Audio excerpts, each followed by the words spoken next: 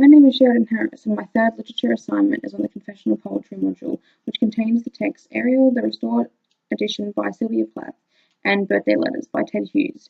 For my secondary text, I picked And Then the Script Overtook Us by Erica Wagner. The key argument that I garnered from Then the Script Overtook Us was that Hughes used his poetry collection, Birthday Letters, to try and get the other side of his and Sylvia Plath's story out there. Plath's life and her subsequent suicide was the only side that the world heard for a very long time, and Hughes used Birthday Letters to provide an almost counterpoint, or at least another perspective. In some ways, it helped him realise his part in all of it, as after Sylvia Plath's death, there were calls for him to be held accountable for it. Plath and Hughes were both writers, so it clearly makes sense that both of them went into the relationship with preconceived notions of how it was going to play out. After 4 months of knowing each other, Plath and Hughes got married. It was apparently chaos the moment they first met, which no doubt set the trajectory for how their relationship was going to go, with Plath writing in her journal, "Bang, the door was shut. He kissed me, bang, smash on the mouth. I bit him long and hard on the cheek. Blood was running down his face." The third genre text is Sylvia Plath's Ariel, the Restored Edition. This collection of poetry was written by Plath in the few years before her eventual suicide in 1963. However, it wasn't published until after her death and by Hughes himself.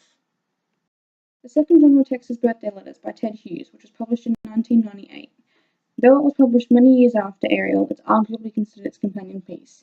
The collection provides a look into the way Plath and Hughes lived, but through Hughes' eyes.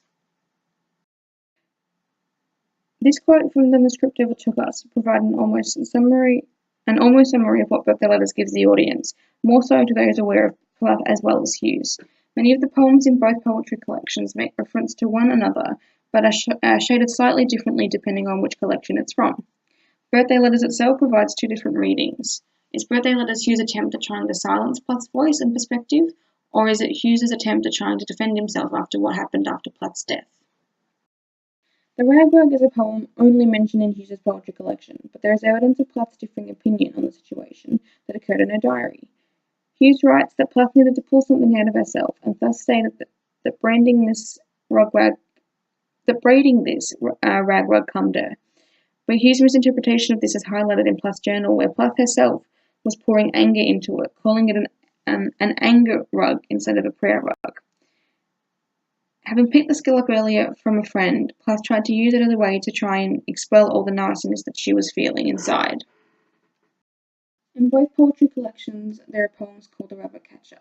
In Plath's poem, the tone is accusatory, like she needs to hold someone accountable for the atrocity that is these traps. In doing this, she also compares it to a marriage, using the trap as a metaphor.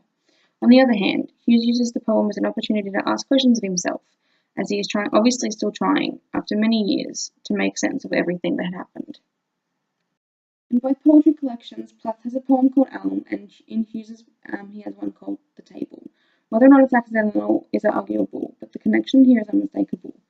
Plath uses the table to write the poems, and given the nature of the ones written in Ariel, the table